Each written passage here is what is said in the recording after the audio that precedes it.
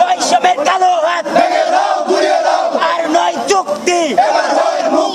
আমরা সবাই একত্রীকরণ, আমরা সবাই একত্রীকরণ, এক দফা এক দাবি আর নয় চুক্তি। আমাদের একটাই দাবি, আমাদের রেশ নামক যে যন্ত্রণা আছে, ওই রেশ নামক যন্ত্রণা থেকে আমরা মুক্তি চাই।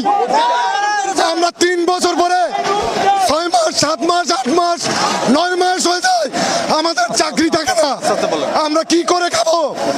আমাদের এই যন্ত্রণা থেকে আমরা মুক্তি চাই।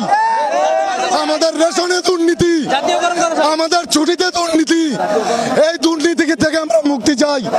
আমাদের সাধারণ আনসার বাহিনীর একটাই দাবি, আমাদের জাতীয়করণ করা হোক।